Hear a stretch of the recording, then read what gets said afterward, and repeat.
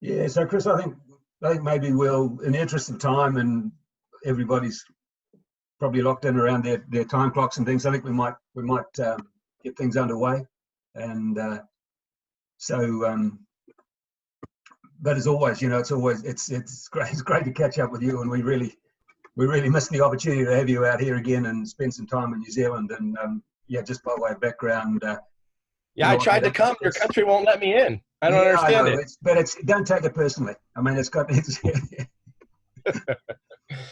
was going to be out here as part of this series we were going to put on through April, and obviously that hasn't been able to happen. So to some extent, what we want to do here around the introduction to land and market is some of the things that we would have talked about and at that time when he was here, and we'll probably do some follow-ups on this depending on the levels of interest. But I met up with Chris through my involvement with Savory and the Savory Institute, and we got to know him pretty well. And he's not only a colleague; he and Kelsey have turned out to be really good friends of ours, and we look forward to them coming over here and just having some time to catch up, because obviously we share quite a lot of things in common. And he's got a pretty diverse and interesting background, a lot of it through agriculture and through just getting out and doing stuff. He's one of those kind of guys that just does stuff. And as he was mentioning to some of the early attendees, they had a really bad, they got caught up in those fires in Paradise in Northern California a couple of years ago and lost basically everything. And so they've had to rebuild their lives. And again, just shows his resilience. He's worked through that, and they're just continuing still to work through that. So hence the caravan background here. That is the luxury palace I reside in. So, so Chris basically runs the land and market program. He and Dave Rizzo, his colleague, do that for Savory. Again, as I say, he's had a diverse background. He's set up community programs around food. He's been involved in marketing, so he's got a very diverse background that works really well with the kind of thing that he's very involved in now. So, Chris, this is about you. You can introduce yourself a whole lot better than I can, but look, always enjoy hearing from you, and I'm sure everyone else will as well. So.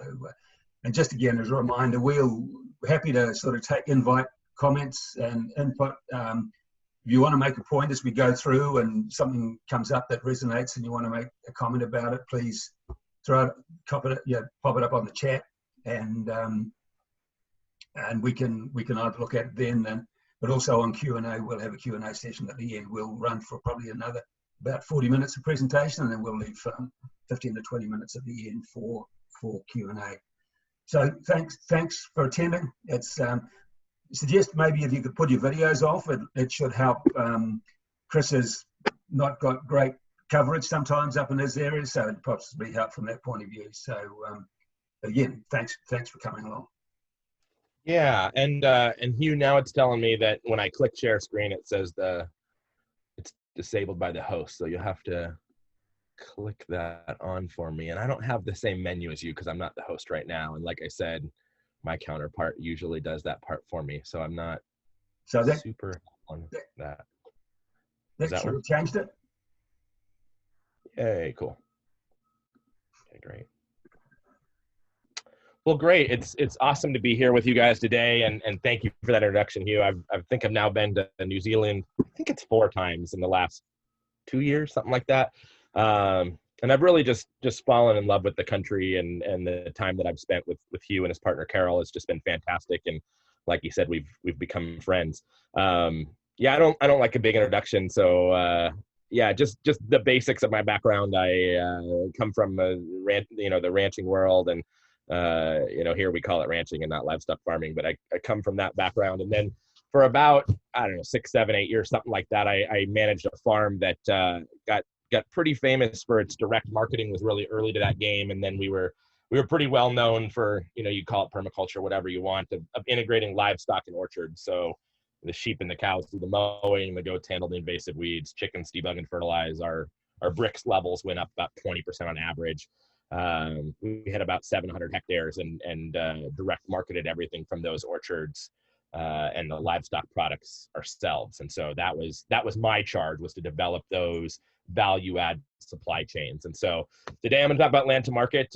Maybe there's interest enough to at some point talk about developing some of those local supply chains and what that looks like, and we can do that another time. But I think it's valuable to just kind of start with where things are at today, particularly around this politicization of eating meat. So these are just some headlines I pulled from, this is Tree Hugger. San Francisco is now saying they're going to reduce meat and dairy served in hospitals and jails. You've got The Guardian saying we need to reach peak meat by 2030 to solve climate change. You've got The New Yorker talking about, the Impossible Burger and Beyond Beef, and can they solve climate change? Are they the answer to all of our problems? The CEO of Impossible saying, it's only crazy until it's not, and that this is a paradigm shift that we're a part of. You've got BBC saying we need to cut meat and dairy by a fifth.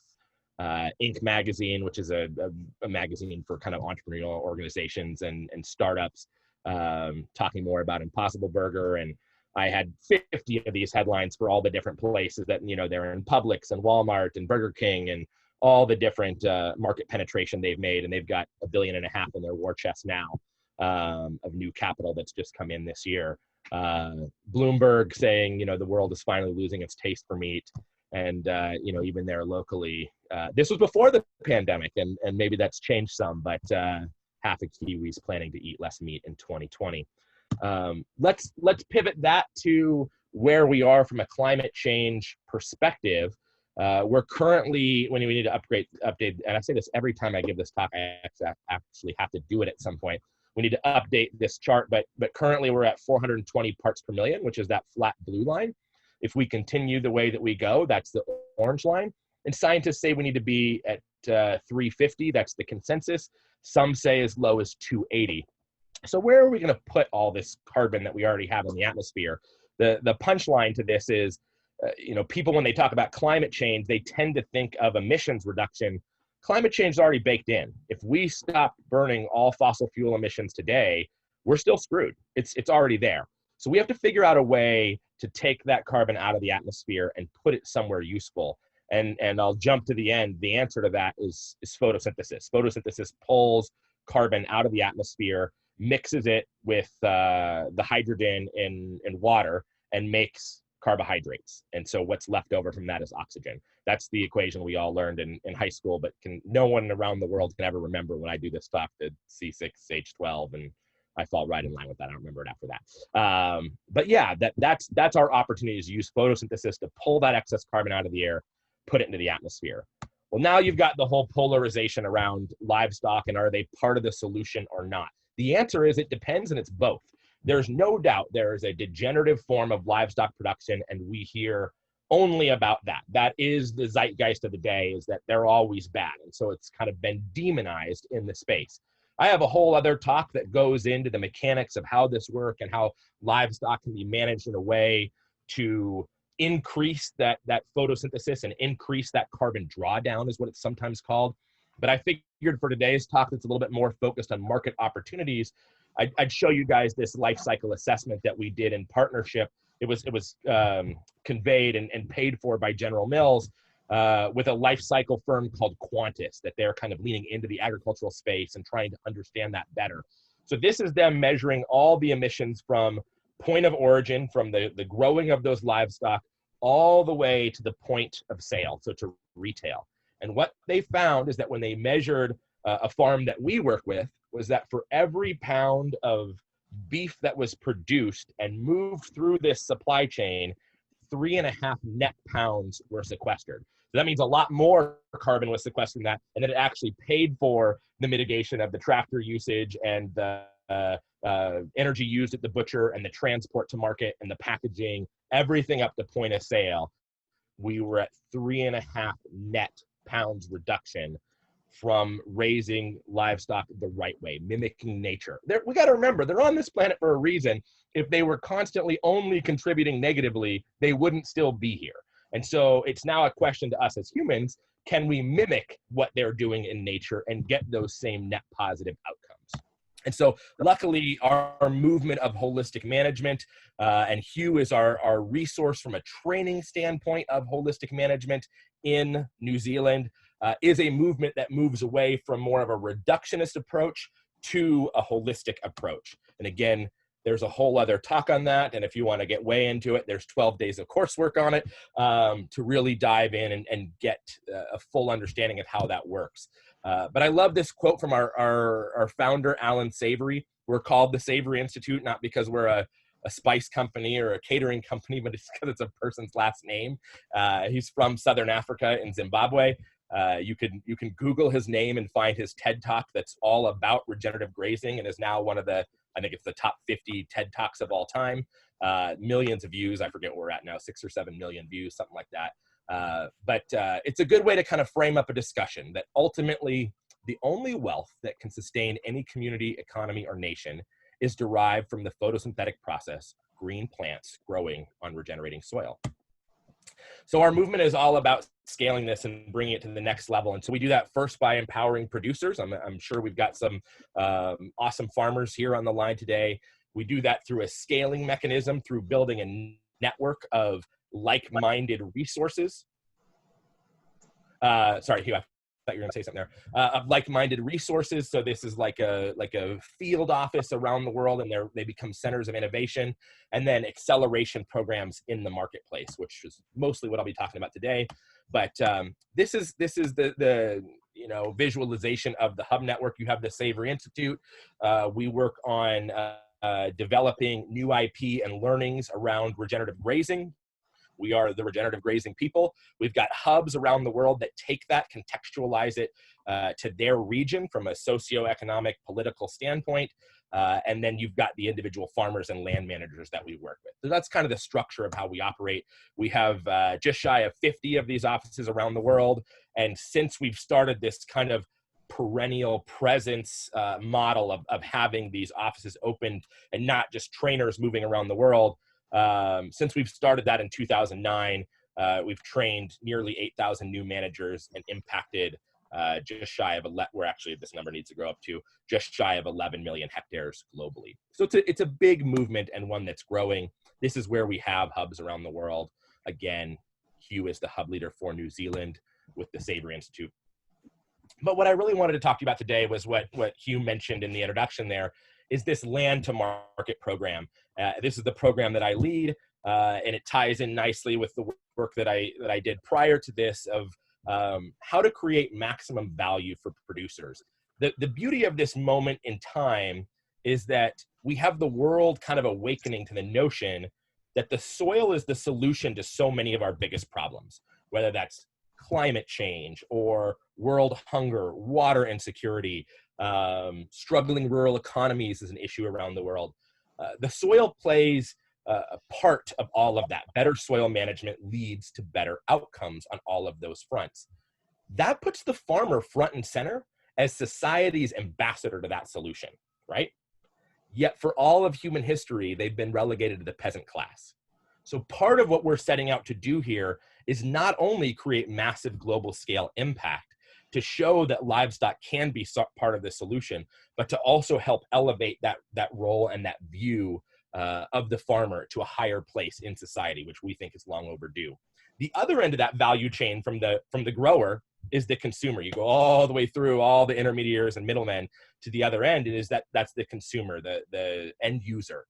And if we look historically, they also have been disenfranchised and largely had the wool pulled over their eyes. Businesses and industries do not go out of their way to share extra information with consumers. But that's changing now as we're seeing kind of more of a global democracy bubble up largely through platforms on the internet and social media, that we're seeing that change, and consumers are realizing the grassroots power that they have. So where this all came about, that sounded pretty heady and lofty, but the brass tacks of it is we never set out to create a market-based solution. We were actually pretty happy in kind of our B2B model, serving producers, helping make their businesses more resilient and productive, and just kind of functioning in the existing business models. At some point, though, those business models got too broke, if you will. They're just really outside of what's possible. And at the same time, we had producers coming to us saying, you know, we're healing our land. I mean, there's not anything that speaks to this in the marketplace. And many of them were doing university studies, or they were looking at, you know, leading indicators that was part of our program, and they were seeing the changes that were happening ecologically.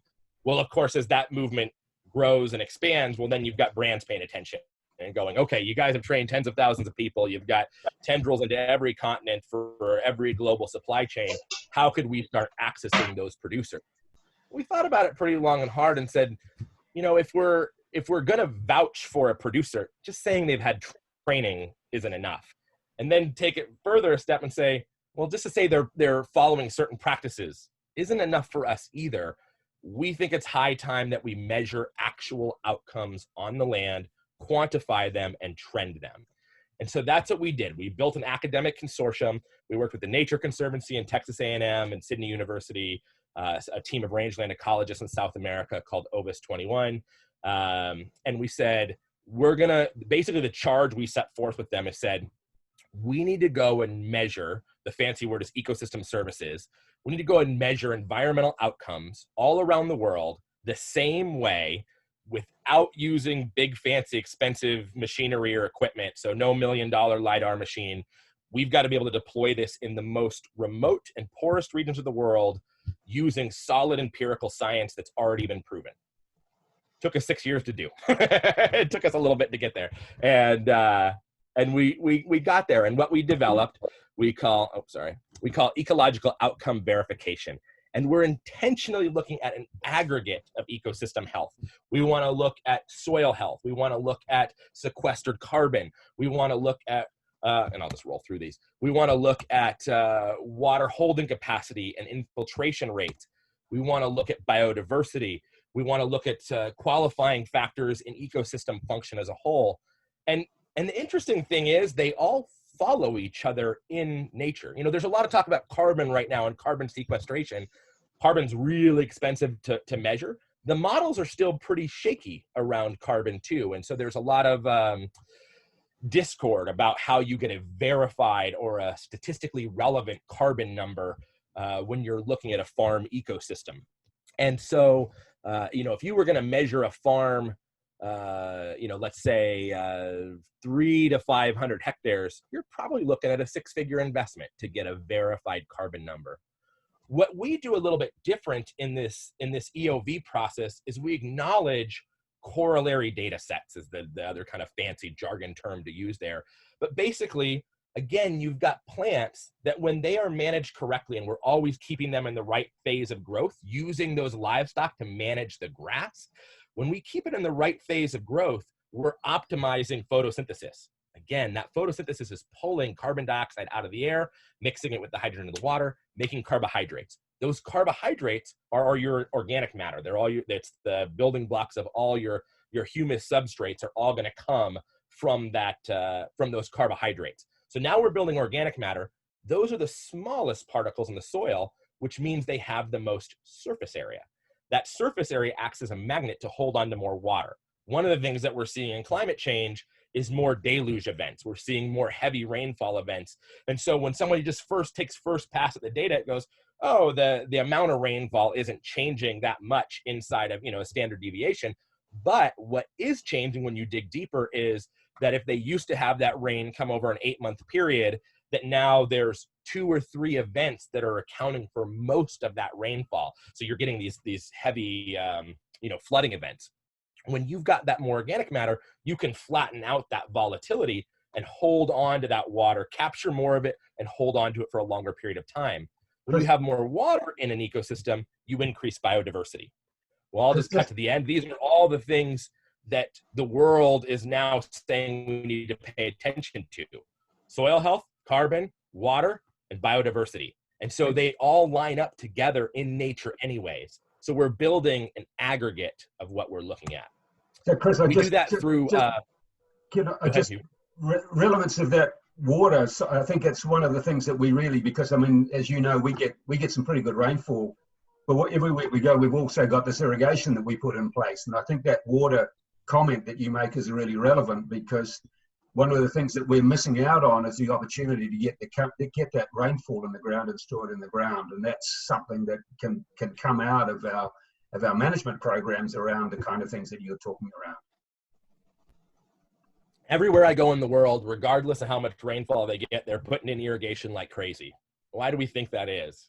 It's an outcome of poor soil management, that when we're building that soil organic matter into the ecosystem, that places that didn't historically need irrigation probably don't need it now. And just putting a button on that carbon piece, because they're all interrelated, that flow between carbon sequestration and then soil health and then water and then biodiversity, because those are all interrelated, our approach to bring the costs down for carbon verification is that we're doing it through these correlations, these corollary data sets. So I can see the front end of carbon, that the kind of precursor is that soil organic matter number. We still use the same verified methodology for measuring carbon. We just, to get to statistical relevance, we don't take as many samples, which is where that cost starts to get crazy to those 6-figure numbers. We take a much lower number of samples, but then we've got water on the back end, which water is, in your guys' country, there's far less politics around carbon. Here, you can't move anything politically around carbon, so there's no support for it.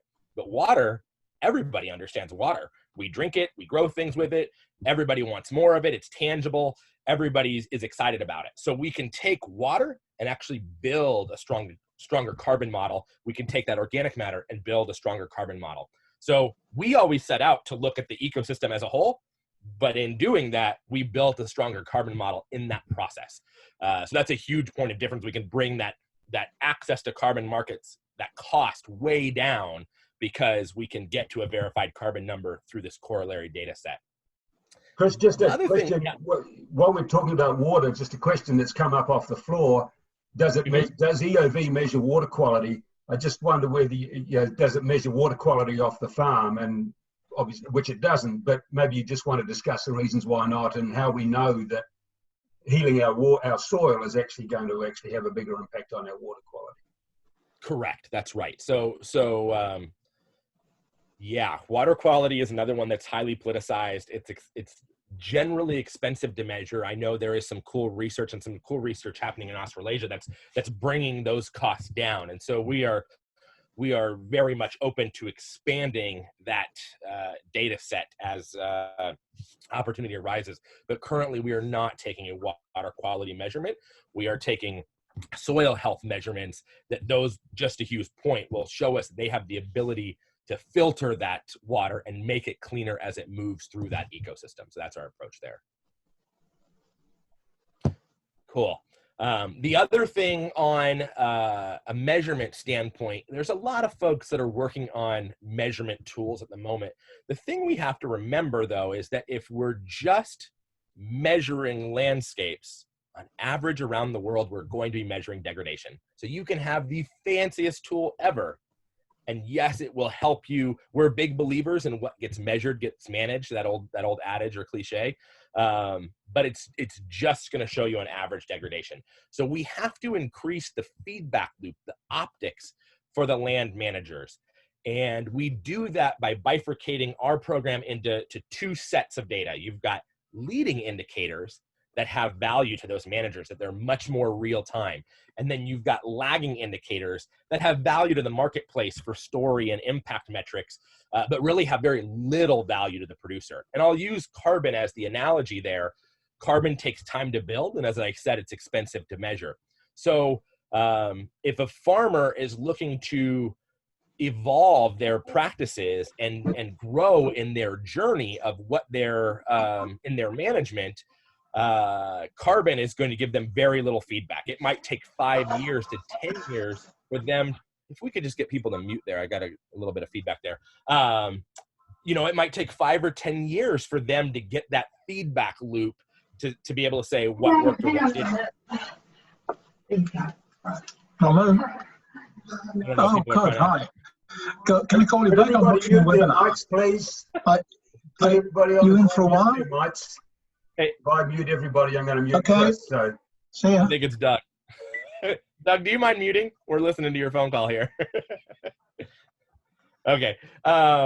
Yeah. So, you know, the corollary to carbon sequestration would be how quickly your dung is decomposing, how quickly your dead grass is breaking down. That's going to show the farmer real time that we're trending towards carbon sequestration. So we've got that front end leading indicator that provides them that feedback loop that allows them to say, hey, what's working for me on my place in terms of herd density and timing and the sigmoid curve of the grass growth?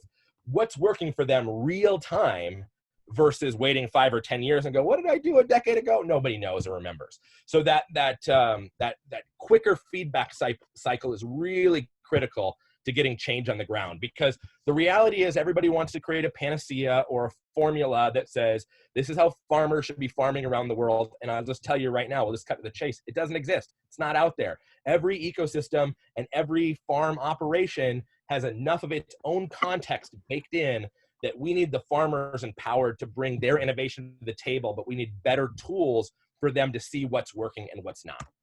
So this program is entirely different than what you would think of when you think of a certification audit that's largely measuring practices. And where we're seeing that emerge, you know, you guys might look at Australia as probably the closest, you know, to where we're equating certain practices to X number of, you know, carbon gold stars, if you will, you know, and it's all kind of based on extrapolative research. Somebody does a, you know, let's say somebody does a study in Norway, and then we're expecting to see similar outcomes in South Africa.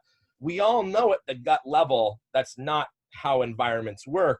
And so that's where we said, we're going to be practice agnostic and we're going to look at outcomes. So everything is about the outcomes and what's really happening. And it's not moralistic. We're not trying to create the good guys and the bad guys. We're trying to create a journey that everybody can move forward on. So as I said, Chris, do you want to just comment while you're sort of talking about that? We've had a comment from the floor about carbon credits and that it's been picked up that maybe EOV can be a tool for carbon credits. Do you want to just tell us where it's at from that point of view? Yeah, I've got a little piece on that at the end, but we can, okay, we'll come back to it. No problem. No, it's fine. Yes, so EOV will work for carbon credits, and we're also working on other payments for ecosystem services. So the Australia example, our program does meet compliance for their program. So farmers that are doing the measurement now in Australia can get paid for carbon using this methodology as a way to get there. And just to flag, we're doing quite a lot of work here trying to get recognition with our government to look at how, you know, the big challenge is to get the government to recognise that sequestration of carbon through pasture land is actually more effective certainly than pine trees. So we're having some debates and discussion around that. So hopefully we can get recognition for that here and as an opportunity for our producers. Yeah, I'll digress on that for a second. I think you guys have an interesting challenge there on the pine tree piece, and Hugh and I have been in front of some policymakers a couple of times there in Wellington, and I know you're continue to stay active in that space. But you know, we live in a forested area. You know, Hugh was talking about at the beginning that my family and I went through a forest fire a couple of years ago here in Northern California and lost our place. And we were working with the government agency to come and see if there was money to replant trees here. And they said, yeah, we come out, and I forget the number per acre of how many trees they plant, but it was a stupid number. I mean, it was like 10,000 trees an acre or something, and maybe it was 7, I forget, but it was just bananas. It was like, wait, what's that about? Why would you plant so many trees? And then the forester goes, well, yeah, in 3 years we come and thin like 2/3 of them out. It's like, well, if you're thinning 2/3, why am I planting that many to begin with? And he said, it's so the state can claim that they planted that many trees. And so it's all just this big ruse. And I've followed a little bit what's happening there, and I see the same thing happening. Functional ecosystems are what we're trying to create, and monoculture forests are not functional ecosystems. So that's probably for a different, longer discussion, but I feel your guys' pain on that. We might need a month or two on that one. What's that? We might need a month or two on that one. Right? At least a fortnight. Yeah. Yeah, so going back to EOV, we call it a verification, that it's about verifying ecological outcomes, and we're really trying to be that voice for the ecosystem. So going back to that first set of slides, those kind of newspaper articles that I had, we're trying to show the case and create a global data set that livestock actually in many cases are part of the solution. And they're actually, from an upside standpoint, can be the biggest solution globally as we bring more people into practices that get those environmental outcomes. So we're not trying to step on the toes or into the space of, you know, organic or grass-fed or welfare programs or, you know, other export programs, whether that be, you know, fair trade or, you know, economic schemes, B Corp. There's a lot of pressure that once you kind of come into an arena, everybody goes, well, why aren't you everything to everyone? We're not. We're trying to be the voice for the land. That's what our program is about. And it was what we saw was most lacking in the ecosystem, the business ecosystem, was that voice for the land, and that there's actually quite a vacuum, quite a desire for it. So the other thing that's really interesting is when we start to position ourselves from a sourcing solution for brands, is that we're reaching from the farmer forward. Brands have no idea how to engage with individual farmers. So we can start to use this global network that we've built for technical assistance and for that kind of evolution of how do we all get the most out of our pasture land and get the most functional ecosystems operating in those pasture lands into the next realm, and actually use that dispersed network as a way of almost a digital aggregation to start showing where product is and when it's available. And so that's what we're moving towards now, which is really appealing to the business world. From a farmer standpoint, again, I already kind of jumped ahead to this, that it's all about support. We're not trying to create a binary system of good guys and bad guys. It's about showing somebody where they fall on a spectrum, and it's not about reaching thresholds. It's about a journey. So we're looking at trends. You know, for a long time, the buzzword was sustainable. Everybody talked about sustainable. Well, if we go back to that first slide I showed of we're already at 420 parts per million, and we need to be at 350, sustainable is not enough. Staying the same and not making landscapes worse isn't it. We have to make them better. And what we find is that when we show somebody where they fall on a spectrum with their neighbors and what's possible in their ecoregion, and then year over year compared to themselves, it allows them to bring their whole self and all of the ingenuity they have to the table to say, this is my asset. Many times it's multi-generational and it's tied to a legacy component as well. And there's great pride in that. This is my asset. How am I going to manage it in a way that actually increases my production and gets me better environmental outcomes so that I can pass something better on to the next generation? Or, you know, again, no judgment, maybe you're in the real estate game, to sell it at a higher price because it's a more functional, desirable landscape. And so that's what we're doing. For those that fall into that degenerative category, we find just providing them optics on that and visibility of that is incredibly enlightening. There's no best management practices attached to that. It's like, well, you really should, be tilling every Tuesday and spraying fert every Thursday. There's none of that goes with it. It's really allowing people to come to the conclusion and find the help they want. If they wanted to engage with our network and our trainers and somebody like Hugh and the resource base of trainers that he has, that's great. They can walk through that door and then say, how are you guys doing it? Because I see the success that you're getting around the world and I'd like to learn more about it. So we're onboarding farms into that program now, and we are actually officially into a go-to-market phase. In terms of benefits for the farmers, again, I talked about that quality of life piece. Our industry talks a lot about premiums, and I think premiums are a very valuable economic signal. It's not something I would bake into my business plan. Premiums are notorious when you're talking about commodity systems. We're not talking about retail where you're becoming Tiffany's or Nike. When you're talking about the commodity system, premiums wane over time. It's just the definition that whatever commodity floor, whatever commodity conventional product you're trying to differentiate from, as you get more scale to your program, that price is going to get closer and closer to that floor. So in this country, in the States, organic dairy is about the best example of that anywhere, to where even though they're only at about 3% of total volume of dairy produced, they've scaled to the point there's almost no premium in the marketplace for them.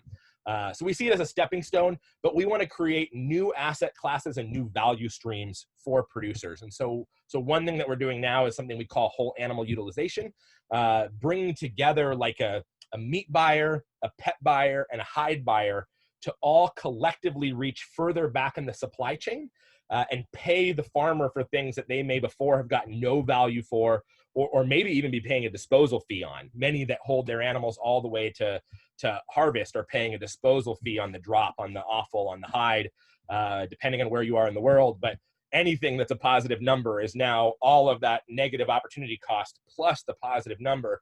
We can start to kind of flip the economic script for the producer pretty quickly. So that's some of the stuff that we're doing from a branding standpoint. We talked about carbon credits.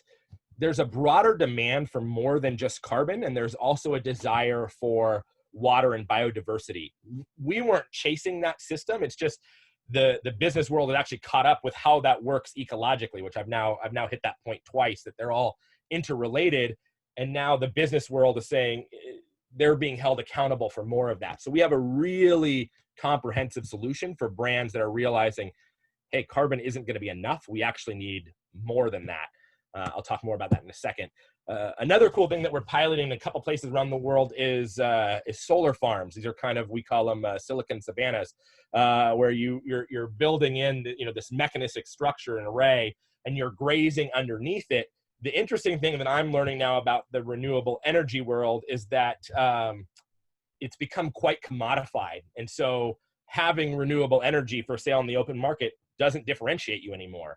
But if you look at these big tech companies, they're looking for what the next fringe is, what the next story is. So when you couple environmental data with green energy and put them together and go, yeah, we're making green energy, but we're actually healing the land underneath it at the same time, all of a sudden you've got, the big tech companies, the Facebooks, the Googles, the Netflixes of the world going, we want to power our servers with that data and we will pay a premium for it.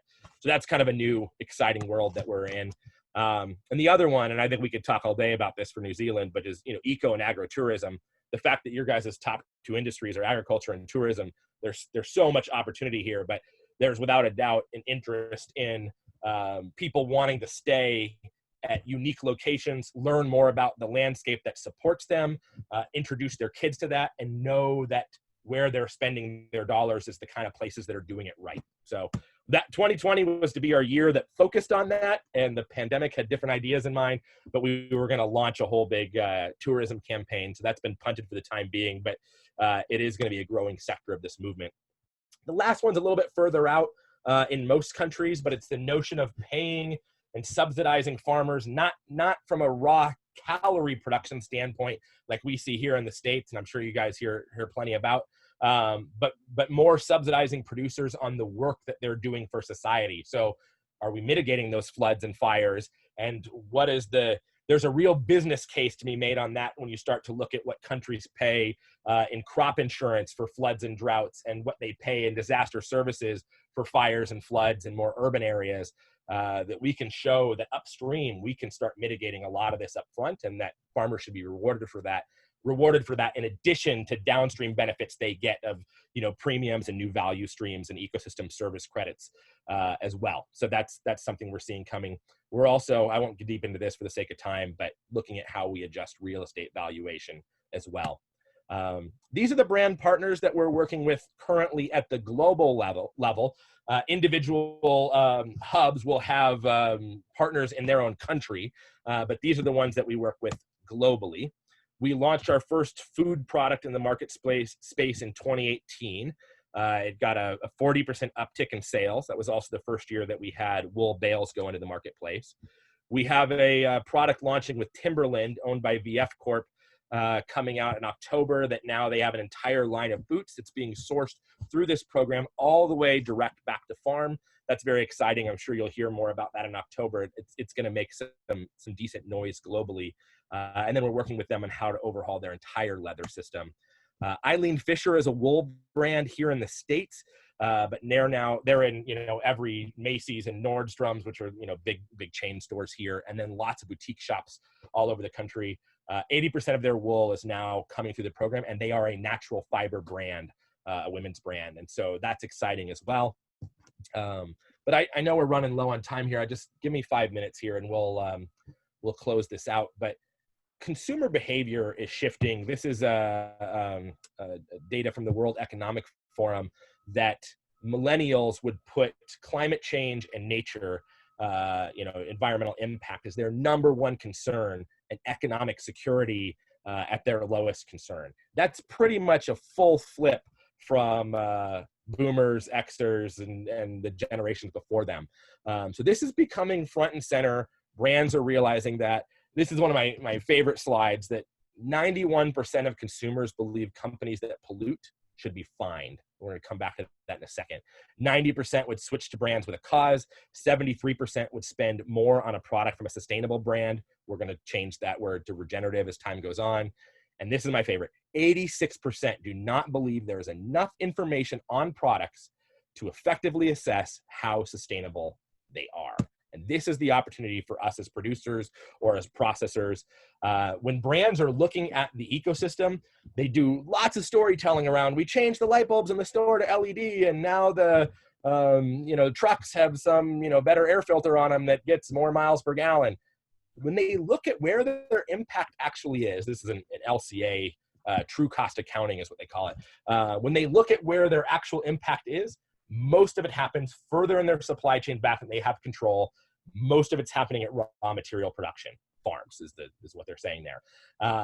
Brands don't know anything about farms, as I said, at the beginning. They don't know that world or how to engage with them.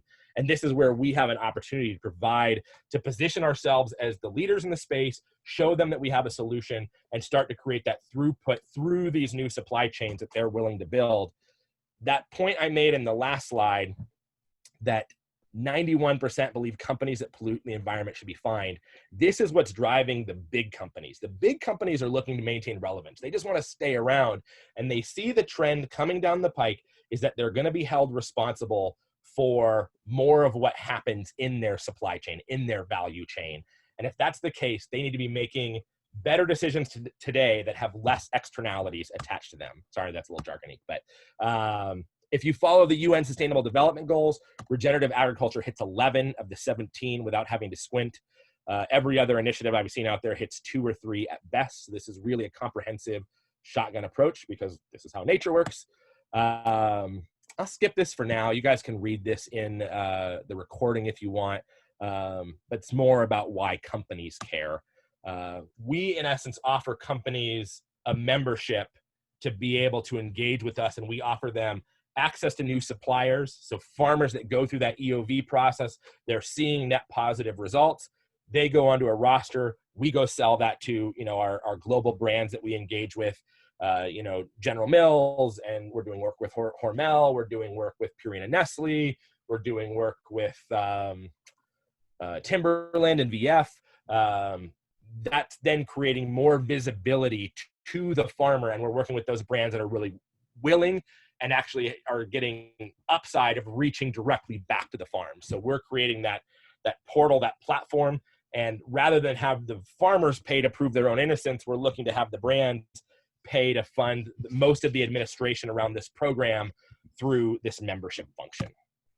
And we're bringing disparate industries together. I talked about that already, of meat, pet, and hides reaching back further in the supply chain. We're also bringing food and apparel together in ways that hasn't been done before. We're learning they've each solved different parts of the equation. When you bring it together, it starts to become a pretty complete puzzle. But historically, they don't talk to each other and they don't work together. And then to bring this down, to land it to New Zealand specifically, you guys have this incredible opportunity. As I really think the kind of next paradigm shift, the next age, whatever you want to call it, is really going to be about business connecting with consumers on shared values. It is just going to be the name of the game. How do we understand the consumer better? How do we provide them opportunities for things they want that they don't even know to ask for? Everything is moving that direction. You guys are about more poised than anyone in the world to be able to operate on that. Again, look at that tourism and agriculture together. I think there's some work to be done on the agriculture side. That's a longer conversation, but you're already figuring out how to align with consumers on their travel goals. What if you did it as a global and a global food and apparel exporter as well? And I just love this picture. This came from Borough Market in London, under the highway there. But I just love this picture of 14 bucks for 14 pounds for a rabbit. I could retire on $14 for a rabbit. I mean, we could, they reproduce like rabbits and they're about as easy to clean as anything. I think there's a tremendous opportunity for New Zealand, one, to do more with local markets. You know, when I go in the country, I think it's just been so quickly dismissed that you have more product than you have people.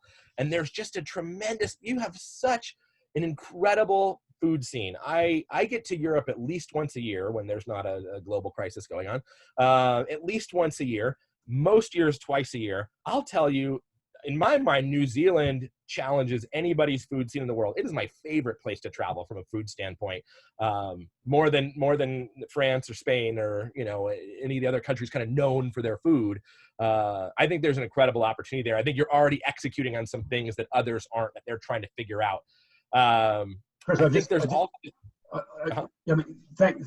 for that sort of push. And I think it's maybe worth just bringing the people on the call up to date a little bit with what we're doing in New Zealand around the land of make in EAB space. So a big part of the problem we've got in New Zealand is the commodification in food, and the treatment of food is as if it's all homogeneous, and the market's clearly not. And as Chris has identified, we don't relate to the opportunities that exist in the local markets, and we've got a massive problem, if you like, from a societal point of view, in the health of the food that's getting through and the impact that that's having on our communities.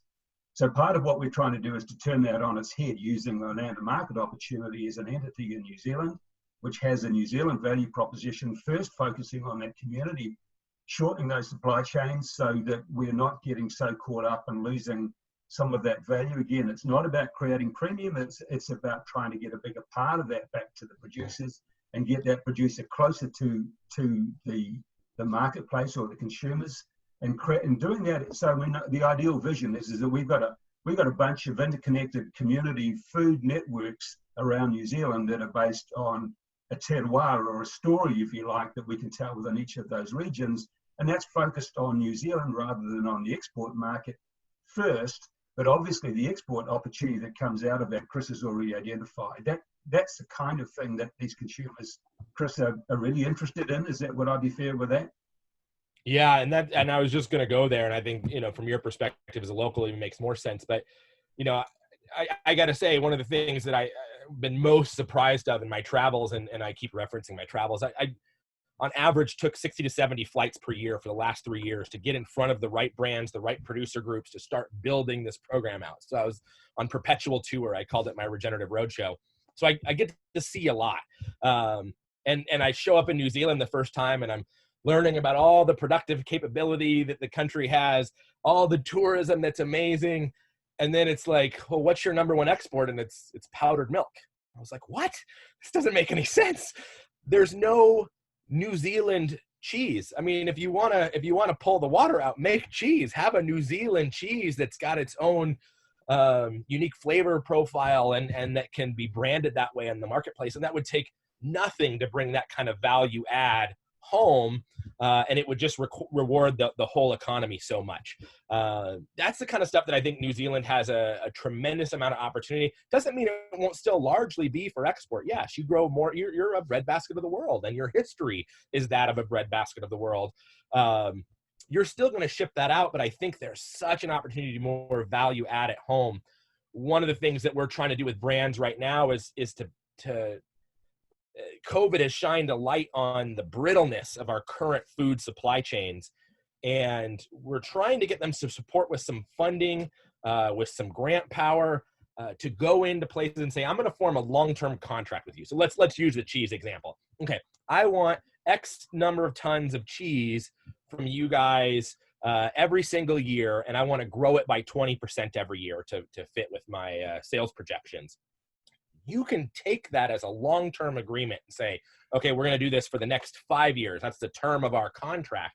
And now take that and loop in a local supplier, that's a local processor that now is going to be your cheesemaker, your creamery. So now you've got a creamery identified in this. They can take that contract that's now long-term to the bank and go after new sources of capital because they're looped into that from the beginning. And then we want to get the brands to start putting some seed money to that to say, you know, for places like this, for this opportunity, there might not be a lot of creameries to choose from. So we need to have some breaking ground funds, some venture capital, if you will, that maybe they could put some of the signals in that says, I've got to pay for it to be processed anyway. There's no sense it going wherever, Canada, to go get turned into cheese as powdered milk or fluid milk. Why don't we do it right there in New Zealand? We're gonna pay for it as cheese either way. We'll just do that earlier in our value chain. That's the kind of signals that we're trying to create. That makes the community so much more resilient, because now you've got that perennial asset of that creamery, of that cheesery, that you can say, hey, if that client goes away in 5 years, we can now continue to value add in our own community. Yeah, thanks, Kerston. Cool. There's a couple of questions and things that have come up that probably worth just looking at. I promise it's 1 minute. I'm going to close out and we can officially move into Q&A. And I know I ran long because we got excited here, but it was great. It's always good because there's so much in this stuff, and I guess we just eat and breathe it all the time. But I guess an hour's not really long enough to cover a lot of this kind of stuff. But I think you've got some of the points across really well. Thanks. We'll plant some seeds, but to just go back to my final point is aligning with shared values. We're now at the point that through this program, a consumer can pick up a product off the shelf and know with empirical values to back it up, this product made the land better. And they've never had that before in history. And that's the empowerment, the food and fiber democracy that we're trying to create, because every metric we look at, every amount of consumer research we look at, they know they want it. Many of them don't even know how to ask for it because it's never been presented to them. And so that's where we're creating a new disruption in the marketplace while also solving other compliance and voluntary market opportunities for brands at the same time. So again, the program is about giving voice to the land. If I confused you at all, let's not get lost on that piece. That's really what we're trying to do, is be that voice for the land in the marketplace. So I think let's pick up on that, because a little bit of misunderstanding, and I possibly haven't helped it. So with regard to EOV, and EOV is not an audit program. EOV is a verification program based on leading indicators that Chris talked about. So a big part of EOV is actually teaching the farmer to have a look at making his own assessment of of his ecological health. So when he or she starts making decisions on a daily basis, they can actually see the impact of their management is having on ecological health and whether they're moving forward or backwards. Because we get it wrong sometimes. So we need to be able to assess that and then as doing that, they can also become trained as verifiers, so they can help in the verification process. I made a typo there. I put doing their own, I was meant to be empowering. So we are empowering those farmers to make their own decisions. And they can be actually employed to do the verification program, but we don't encourage them to do that on their own farm. And we have a very strict quality control process, which is tiered based on all of this information that's actually being collected off the land is going into a global database. So again, in response to Matt's question, yes, we have a very good idea of the correlation between management practices and ecological health. But again, we need to be very careful about putting that in, about trying to enforce outcomes. But actually, it's more about creating the conditions to allow these outcomes to emerge, because every context is different, and that we have to take that into account when we make these decisions. Sure. And I hope my outsiderness and humility comes through. I'm not pretending to know, the milieu you guys swim in and what works and what doesn't. My goal, again, everything that I do in my career and in my role here with Savory Land to Market is to create new opportunities for producers. And the point I'm trying to make is largely that there's a way we can tell our story better as livestock farmers about that environmental impact piece. Thanks, Chris. And Gail's raised the question. She's interested in the concept of payment for ecosystems processes. Do you want to elaborate a little bit more on where you're going with that? It's something that she's involved in, is very interested in. Biodiversity offset programs. Mm-hmm. It's early days, and it's kind of the Wild West, and there's no sheriff in town, and that puts the movement at quite a bit of risk. If somebody gets caught, double counting or doing things the wrong way, eventually we will hit those roadblocks as a global movement of regenerative agriculture. As much as we can minimize them, the better. So we're stepping lightly into that space and doing our due diligence to learn where those opportunities are, how the accounting systems, how we can work within the existing accounting systems One of the things that we are doing, though, that is different than others is we want to first create the opportunities for farmers to plug into existing programs. So whether that's a government program, whether it's some other voluntary market exchange, whether it's something like NORI that's a little bit more practice-based. But we are working on launching our own ecological outcome unit that is actually a bundle of ecosystem services that would be carbon, water, and wildlife together as a single molecule. And we want to create that in the space. We know there are companies that are looking for that as a turnkey solution. And then we want the farmers to have the choice to say, what in my landscape makes the most sense? Is it that bundled option, or is it to sell them as individual parts and pieces through other programs out there? Thanks, Chris. Another point that's been brought up is around profitability of farms that are farming regenerative, or that are EOV positive, and how they compare to those that are not. And I guess one of the points there is that it's how we kind of judge success. And again, that's got to be contextual, because it's not always about money. I mean, we can drive for a money outcome and we can make a lot of progress, but we'll often do that at the health of the land or the health of the people that work the land. So we're really looking, as Chris has already identified, how does that fit in to the whole concept of what we want health to look like on that land, and that we create that as part of the context of each individual farm. And when we start looking, and the thing about EOV is there's no starting point. There's no pre-qualification. The idea is that to become EOV verified, you need to start somewhere and show that every year you're making positive progress. And again, it's not about getting to point B by a certain period of time. It's just this constant process. But in doing that, you're actually starting to learn how you actually work with the land rather than against it. And a big part of this, and it's probably a topic on its own for a webinar, is that most of the practices that we do in agriculture work against nature rather than with nature. So how do we start to help farmers get the confidence to move and make that change? And that's where EOV becomes very powerful for the farmer, because they can make that assessment themselves. And so we've been doing this ecological outcome verification process for 2 years outside of pilot. So we did a pilot in Argentina first, and then we took it global. So globally, we've been doing it for 2 years. We've now measured 2 million acres around the world. So I don't have a longer term data set to be able to say, 5 years down the road, this is how it correlates to farm income. I'll tell you though that financial stability is part of regenerative. If you can't pay your bills and you can't have a high quality of life, you're not going to be around to make environmental changes. So it's almost a precursor that you have to be there. And I'll add to that the caveat that, and this is coming from production background myself, most farmers look at how many kilograms they can produce before they look at increasing price per kilogram. And so that's the kind of stuff that I think there's some opportunity to change and increase profitability. And like I said, everything that we're doing in our role is to elevate that farmer's role in society, to bring them new opportunities. And there are more ways to do that than just volume. And typically, I think the world's kind of society is getting frustrated with this idea of volume with all these externalities, all these negative impacts. Poor water quality and deforestation. Different countries have different issues they deal with, but society as a whole is kind of awakening to that. It's going, that's not how we want to produce our food. There's got to be a way we can do it that's more in line with nature, to align with what Hugh just said there.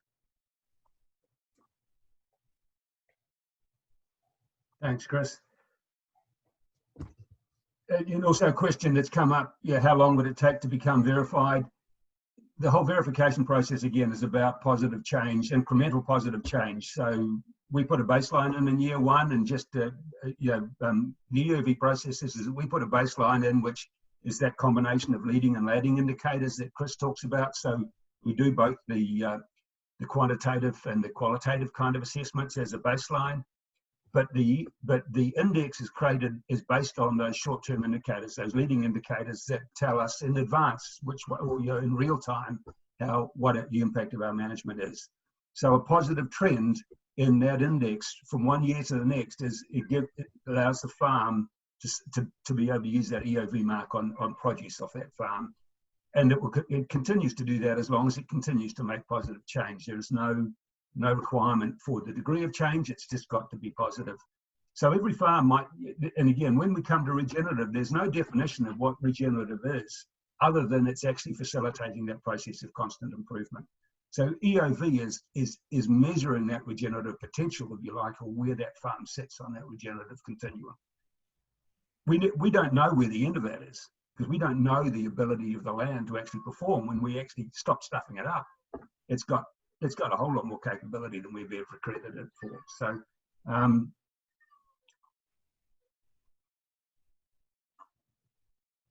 but that's great, Chris.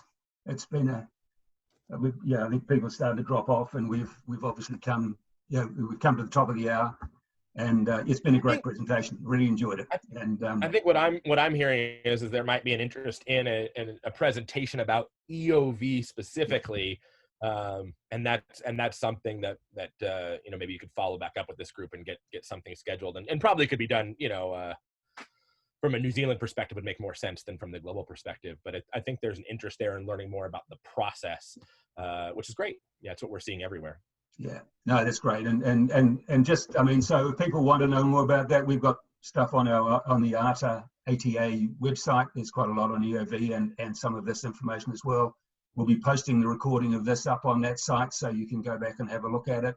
And feel free to reach out and ask more questions. We're doing EOVs. We need to be doing EOV in the growing season, which is a season that's pretty well started to come up and through September and onwards. And so if there's interest in that, please reach out. And also we're doing there's a lot we're trying to do in this community space around land to market. So yeah, there's quite a lot going on, and it's just great to have a resource like Chris to tap into. So thank you again. And thank you all for coming. Looking forward to many more trips to New Zealand. So hopefully at some point that can open up and y'all will have me back. Oh, you haven't blotted your copybook yet. Cool. Thanks, guys.